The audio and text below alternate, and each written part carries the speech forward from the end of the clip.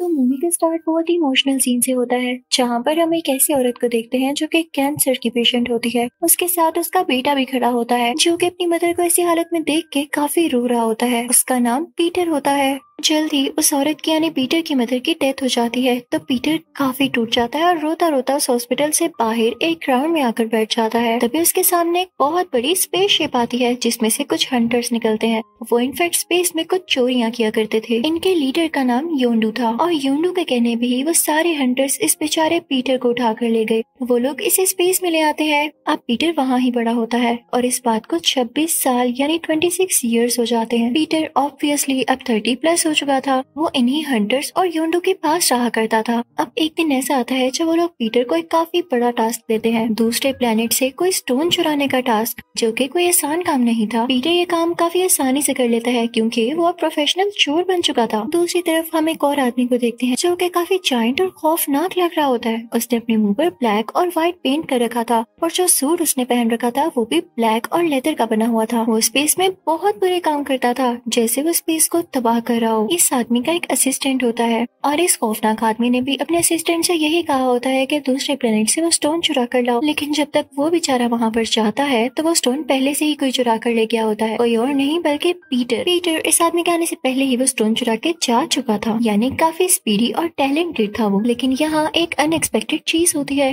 Peter उस stone को जाकर योंडू को नहीं देता, बल्कि वो स्टोन अपने पास रख लेता है और वहाँ से चला जाता है। योंडू जब उसे वापस बुलाता है तो वो साफ साफ मना कर देता है। अब वो उसे कहता है कि पीटर, तुम याद रखना, तुम पछताओगे। और इसी के साथ ही वो हर जगह अनाउंस कर देता है कि जो पीटर को मेरे पास लाएगा मैं उसे बहुत ज्यादा इनाम दूंगा, यानी मैं उसे काफी अच्छा रिवॉर्ड दूंगा। अब यहीं से सारा एडवेंचर शुरू होना था, जब सब लोगों ने पीटर के पीछे लग जाना था। एक तो ये कि उसके पास स्टोन था, दूसरा ये कि उसको पकड़वा कर उन लोगों को रिवॉर्ड मिल सकता था। अब सीन चेंज होता है और हम एक कैरेक्टर को देखते हैं जो कि मार्वल सीरीज का एक ब्लू कलर का और जायंट कैरेक्टर है। उसका नाम थैनोस होता है। वो अपनी दो बेटियों से बात कर रहा होता है, एक म्यूटेंट रोबोट होती है और एक कोई क्रिएचर होती है, यानी ये दोनों ही इंसान नहीं थी। अब थैनोस अपनी बेटियों से कहता है कि जाओ तुम लोग और पीटर से वो स्टोन लेकर आओ। अब इस मूवी में हमें दो एम्पायर्स दिखाए गए हैं। जो पहला एम्पायर होता है वो बेटर होता है योंडू की ऑफर को पाने के लिए, यानी वो लोग पीटर से वो स्टोन चुराकर योंडू को देना चाहते थे और उससे कई ज्यादा पैसे लेना चाहते थे। लेकिन जब उस एम्पायर की पुलिस ये देखती है कि इन लोगों ने तो पूरे शहर में तबाही मचा दी है, क्योंकि पूरे शहर में काफी हलचल हो रही थी,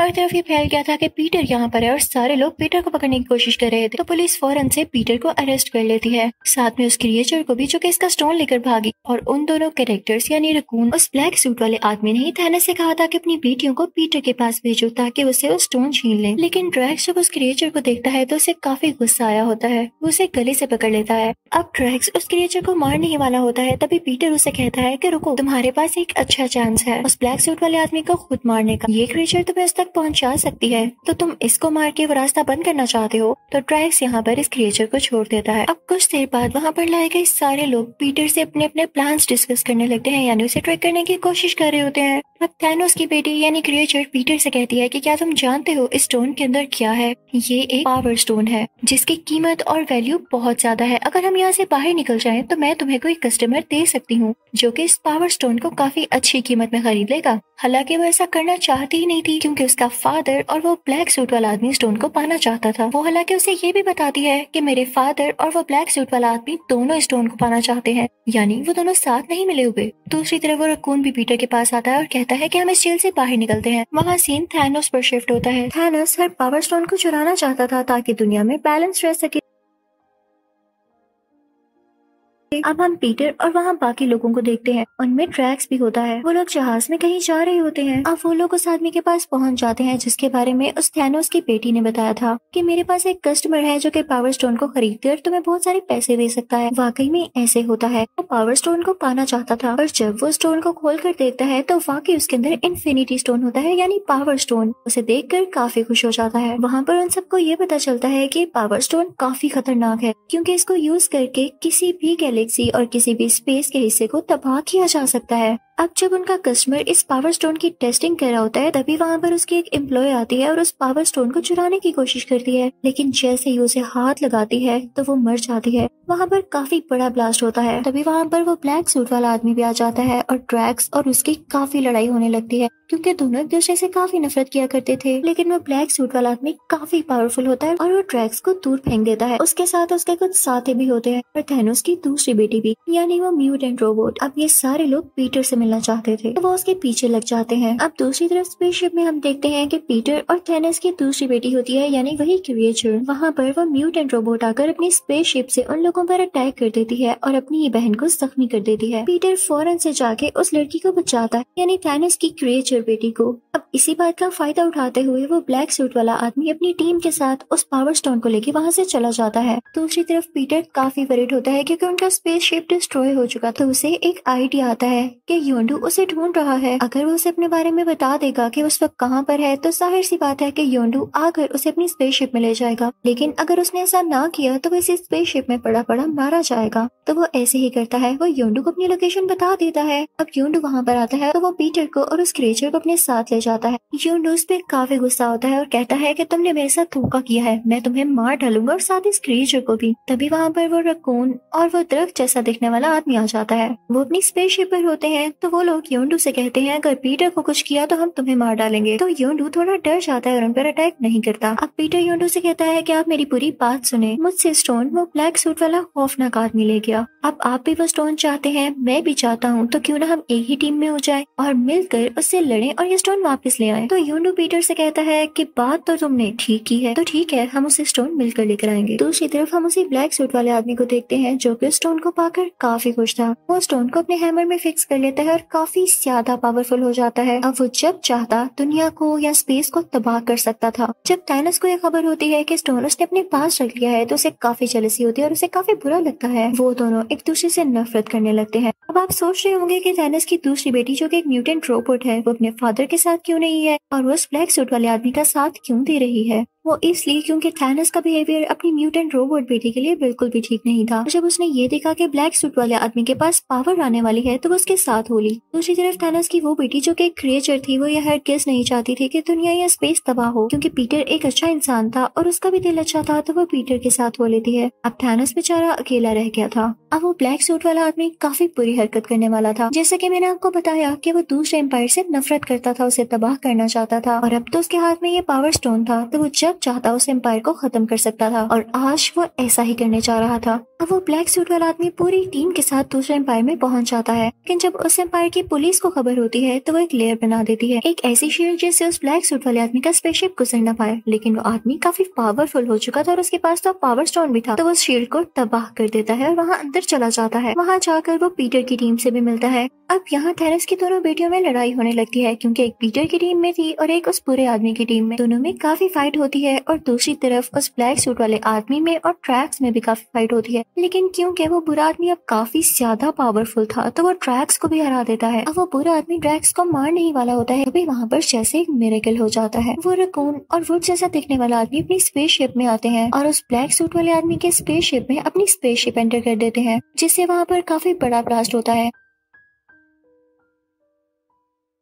लेकिन इससे पहले ही वो वुड जैसा दिखने वाला आदमी एक शील्ड बना चुका था, जिससे पीटर की टीम को कुछ भी ना हो पाना था। लेकिन इसकी वजह से वो वुड जैसा दिखने वाला आदमी सेक्रीफाइस हो जाता है। सब कुछ तबाह हो चुका था, लेकिन वो ब्लैक सूट वाला आदमी अभी भी जिंदा था, क्योंकि उसके पास वो पावर स्टोन था, और जिसके पास पावर स्टोन हो वो इमोर्टल हो जाता है। उसके पास ह्यूज पावर्स आ जाती हैं। लेकिन तभी वहाँ पर कौन काफी अच्छा काम करता है। उसके पास एक रॉकेट लॉन्चर होता है, जिससे वो उस बुरे आदमी यानी ब्लैक सूट वाले आदमी के हैमर की तरफ शूट करता है। उसका बड़ा से हैमर टूट जाता है और उसमें से पावर स्टोन बाहर आ जाता है। पीटर फौरन से आकर उसे कैच कर लेता है। लेकिन तभी वहाँ पर पीटर की टीम को याद आता है, पहले भी जब एक लड़की ने अपने हाथ से स्टोन को पकड़ने की कोशिश की थी, तो वो मारी गई थी और बहुत बड़ा ब्लास्ट हुआ था। यानी इस पावर स्टोन में इतनी ज्यादा एनर्जी है कि एक नॉर्मल इंसान इसको बेयर नहीं कर पाता। तो वहाँ पर पीटर की सारी टीम आ जाती है और उसका हाथ पकड़ लेती है, जिससे उस पावर स्टोन की एनर्जी डिवाइड हो जाती है और उसमें से जो रेस निकल रही होती है वो उस बुरे आदमी की तरफ फेंकते हैं, यानी उस ब्लैक सूट वाले आदमी की तरफ, जिससे काफी बड़ा ब्लास्ट होता है। इस तरह से फाइनली वो बुरा आदमी मर जाता है। इन लोगों के पास ये पावर स्टोन आ चुका था और तभी वहाँ पर योंडू भी आ जाता है, यानी उन हंटर्स उसका लीडर वो पीटर से कहता है कि लाओ दो अब मुझे ये स्टोन, लेकिन उसने तो पीटर की कोई हेल्प ही नहीं की होती। तो पीटर उसे पहले स्टोन तो पकड़ा देता है। वो बेचारा भी काफी खुश होता है कि शायद मुझे स्टोन मिल गया, लेकिन जब उसे खोल के देखता है तो उसके अंदर पावर स्टोन नहीं बल्कि एक टॉय होता है। तो पीटर उसे कहता है कि मैं तुम्हें क्यों दूंगा भला। वो फौरन वहाँ से इस अच्छे एम्पायर की पुलिस के पास जाता है और उनको ये स्टोन दे देता है। पुलिस उनसे काफी खुश होती है और उनसे कहती है कि हमें ये लगा था कि तुम लोग बुरे लोग हो, लेकिन तुम लोग काफी अच्छे हो, तुमने इस स्टोन की प्रोटेक्शन की। उन सबको ये टाइटल मिलता है गार्डियंस ऑफ द गैलेक्सी, यानी गैलेक्सी की हिफाजत करने वाले, उसको प्रोटेक्ट करने वाले। और सिर्फ पीटर को एक टाइटल मिलता है स्टार लॉर्ड। उन लोगों को गिफ्ट में एक स्पेसशिप भी मिलता है। इसी के साथ गार्डियंस ऑफ द गैलेक्सी का पार्ट 1 यही खत्म होता है। अब मैं आपको एक्सप्लेन करूंगी पार्ट 2। वहाँ पर तरह तरह के क्रिएचर्स अटैक करते और इस तरह से इस कंट्री के काफी ज्यादा दुश्मन बन चुके थे। अब क्वीन को एक आइडिया आता है और वो गार्डियंस ऑफ द गैलेक्सी को हायर करती है ताकि उसकी कंट्री की प्रोटेक्शन करें। अब एक दिन वहाँ पर काफी बड़ा क्रिएचर आता है। अब उस कंट्री में कुछ बैटरीज थी जो कि उस कंट्री का सारा सिस्टम कंट्रोल किया करती थी,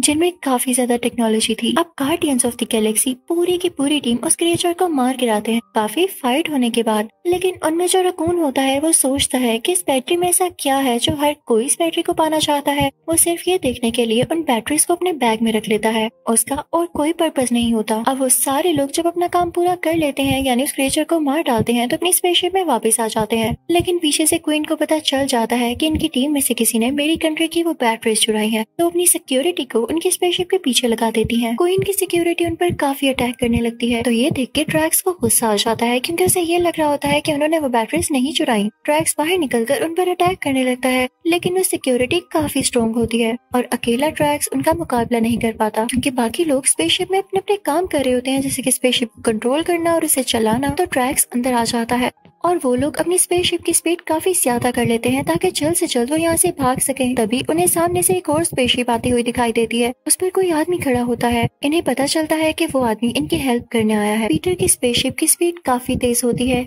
इसलिए वो डिस्ट्रॉय होने लगती है और तेजी से जाकर कुछ दरख्तों से टकराती है, जिसके बाद वो पूरी तरह से तबाह हो जाती है। पीटर और उसके साथी जब उस स्पेसशिप से बाहर आते हैं तो एक बूढ़ा आदमी वहाँ पर आता है। ये वही आदमी था जो उनकी हेल्प करने वहाँ पर आया था। ये पीटर को बताता है कि मैं तुम्हारा बाप हूँ, यानी मैं तुम्हारा फादर हूँ। पीटर कहता है कि मैं कैसे मान सकता हूँ। तो आदमी कहता है कि अगर तुम्हें यकीन नहीं आ रहा तो तुम मेरे साथ आकर देख सकते हो। तो उसके कहने पर पीटर उसके साथ चला जाता है। दूसरी तरफ पीटर की टीम अपनी स्पेसशिप ठीक करने लगते हैं।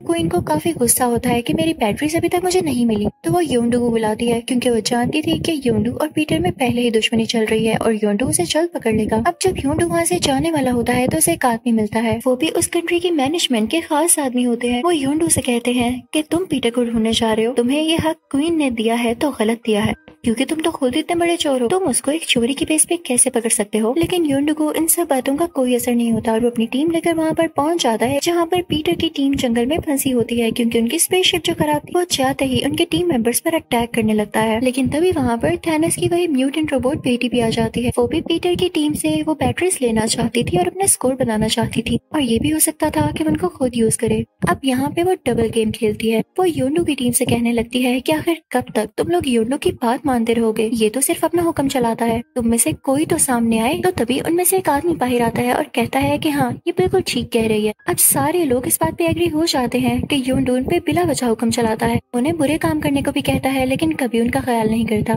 तो सारे लोग एक साथ हो जाते हैं और योंडू को पकड़ लेते हैं। इसके साथ साथ वो पीटर की टीम को भी पकड़ लेते हैं। उधर स्पेसशिप के अंदर ही एक जेल होती है जिसमें उन सब लोगों को रखा जाता है। अब अंदर जेल में वो रकून और योंडू एक साथ होते हैं। तो वो कहते हैं कि किसी तरह हमें यहाँ से बाहर निकलना होगा क्योंकि हमें मिलकर ही ये काम करना होगा, वरना हम अकेले कुछ भी नहीं कर पाएंगे। अब यहाँ पर मैं आपको एक बात बताऊं कि पार्ट 1 में हमें जो वुड जैसा दिखने वाला आदमी दिखाया गया था वो एक छोटे से बेबी में बदल चुका था क्योंकि उसने खुद को सेक्रीफाइस जो किया था। अब वो एक छोटा सा वुडन मैन था। अब योंडू और रकून उसे कहते हैं कि तुम छोटे हो तो बाहर जाकर की लेकर आओ, लेकिन अब वो एक बच्चे की तरह सोचता था तो उसे समझ नहीं आ रहा होता कि किस तरह से लेनी है। तभी वहाँ पर एक आदमी आता है जो कि अब भी योंडू के साथ अच्छा था और वो उससे कहता है कि सारी टीम आपके अगेंस्ट हो गई है, लेकिन मैं भी आपका कहना मानकर वो की ढूंढने में मदद करता हूँ। अब फाइनली ये लोग बाहर आ जाते हैं। अब योंडू अपना वेपन यूज करके अपनी टीम के सारे लोगों को मार देता है जिन ने उसके साथ धोखा किया। दूसरी तरफ हमें ये दिखाया जाता है कि पीटर अपने फादर के साथ होता है और उन्हीं के प्लेनेट में जा रहा होता है। उन लोगों के साथ थैनोस की बेटी, वो क्रिएचर और ट्रैक्स भी होते हैं। जब वो लोग वहाँ पर पहुंच जाते हैं तो पीटर के फादर उसको बताने लगते हैं कि तुम मेरे लिए बहुत अच्छे साबित हुए हो, तुम्हें वो सब पावर्स थी जो कि मैं चाहता था। अब उसे पास्ट की बातें बताने लगते हैं कि तुम्हारी मदर और मैं पहली बार कैसे मिले। पीटर का फादर उसे बताता है कि मैं शुरू से ही यहाँ का रहने वाला हूँ,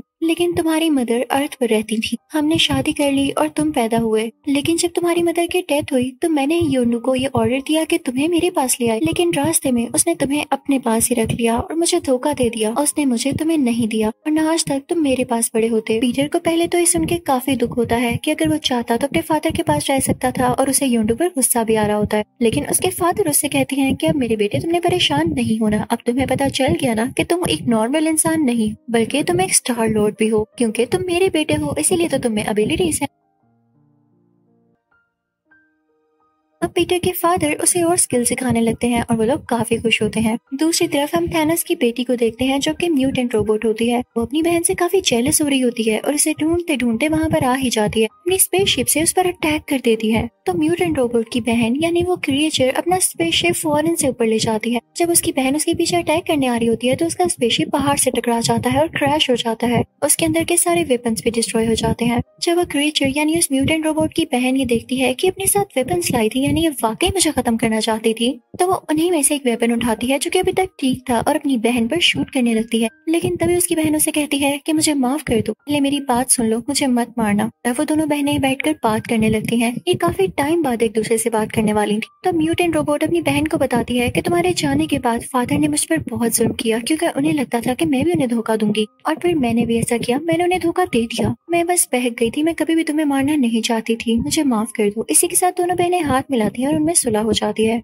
दूसरी तरफ पीटर के फादर उसे ये भी बता रहे होते हैं कि मेरी और भी ज्यादा बेटे और बेटियां थी, लेकिन उनमें से अब तक कोई जिंदा नहीं बच पाया, सिर्फ तुम ही जिंदा बच पाए और तुम में इतनी ज्यादा पावर्स हैं, ये देख के मैं काफी खुश हूँ। बातें करते करते पीटर को कुछ अजीब सा फील होता है और उसे विजन आता है कि मेरे फादर ने ही मेरी मदर को मारा। उन्होंने उसमें कुछ ऐसी चीज डाल दी थी जिससे मेरी मदर को कैंसर हो गया और वो मर गई। वो गुस्से में आ जाता है क्योंकि उसकी बात सच थी। अपने फादर पर शूट करने लगता है तो उसके फादर हंसने लगते हैं और कहते हैं, बच्चे, इन फायर्स का मेरी बॉडी पर कोई असर नहीं होगा, तो आखिर तुम जान ही गए। दूसरी तरफ हम ड्रैक्स को अकेला बैठा हुआ देखते हैं। तभी वहाँ पर एक लड़की आती है जिसकी आंखें पूरी ब्लैक थी और वो स्नेल के जैसे दिख रही थी। वो ड्रैक्स से बातें करने लगती है और इसी दौरान ड्रैक्स सो जाता है। दूसरी तरफ वो रकून और उसकी टीम भी पहुंच जाते हैं पीटर को बचाने के लिए, क्योंकि वो जान चुके थे कि पीटर का फादर सही इंसान नहीं। वो वहाँ पर एक टीम बना लेते हैं और प्लान करने लगते हैं कि कैसे उस आदमी को मारा जाए, यानी पीटर के फादर को। अब रकून एक बॉम्ब बनाता है और छोटू से वुडन बेबी से कहता है कि तुमने ये बॉम्ब उसके पास लेकर जाना है, जैसे उसके हाथ में फिक्स होगा तो हम इसे ब्लास्ट कर देंगे। अब सीन वहीं से कंटिन्यू होता है जब पीटर और उसके फादर में लड़ाई हो रही होती है। दोनों एक दूसरे को बहुत बुरी तरह से मार रहे होते हैं। अब वो छोटू सा वुडन बेबी उस बॉम्ब को लेकर उसकी तरफ आ रहा होता है ताकि वो पीटर के फादर के पास ही ले जा सके और वो मारा जा सके। पहले भी वुड से बने हुए आदमी ने अपनी जान को सेक्रीफाइस किया था और अब भी इस छोटू से वुडन बेबी ने बहुत बड़ा काम किया। ये बॉम्ब पीटर के फादर तक ले जाने में सक्सेसफुल हो गया और साथ ही जब वो बॉम्ब ब्लास्ट होता है तो पीटर के फादर का हार्ट वीक होने लगता है और अब वो मरने के बहुत पास था। प्लेनेट जहाँ पर पीटर के फादर रह रहे थे वो प्लेनेट भी तबाह होने लगता है क्योंकि वो उसी आदमी की पावर से चल रहा था, यानी पीटर के फादर की पावर से। वहाँ पर सारी टीम चिल्लाने लगती है कि जल्द से जल्द इस प्लेनेट से निकल जाओ। वो सबसे कहते हैं कि अपने अपने स्पेस सूट पहन लो ताकि हम योंडू की स्पेसशिप में जा सकें और हम भी यहाँ पर मारे न जाएं। वो सब लोग वहाँ से जाने लगते हैं। तभी उनको पता चलता है कि पीटर के पास तो स्पेस सूट है ही नहीं और इस बात का पता योंडू को भी चल जाता है और यहाँ पे पूरी स्टोरी ट्विस्ट लेती है। योंडू पीटर के पास आता है और उसके फेस पर हाथ रखते हुए कहता है कि तुम मेरे बेटे हो, मैंने तुम्हें पाला था, मैं तुमसे बहुत प्यार करता हूँ, लेकिन बीच में जब तुमने मेरे साथ बुरा किया तो मेरा दिल दुखा था, मैं तुमसे नाराज हो गया था, लेकिन मैं कभी भी तुम्हें मारना नहीं चाहता था, तुम मेरा स्पेस सूट ले लो। इसके साथ वो अपनी जान सेक्रीफाइस करता है और पीटर को अपना स्पेस सूट पहना देता है। पीटर यहाँ काफी सैड हो जाता है। हम उस आदमी को देखते हैं जो कि क्वीन की मैनेजमेंट का खास इंसान था, जिन्होंने योंडू की काफी इंसल्ट की थी। जब वो ये देखते हैं कि योंडू ने इतनी बड़ी सेक्रीफाइस दी है तो उसको ट्रिब्यूट देते हैं, उसे काफी एडमायर करते हैं। और वो वुडन बेबी भी अब आहिस्ता आहिस्ता बड़ा हो रहा होता है। वो पीटर को काफी तंग करता है, हर टाइम गेम्स खेलता रहता है, तो पीटर उसे कहता है कि सुधर जाओ तुम। और दूसरी तरफ अब हमें वो क्वीन भी दिखाई जाती है जो कि अभी तक गार्डियंस ऑफ द गैलेक्सी से बदला लेना चाहती थी और वो अपनी एक नई टीम तैयार करती है। न जाने अगली फाइट कब होगी। इसी के साथ इस मूवी का पार्ट 2 यहीं खत्म हो जाता है।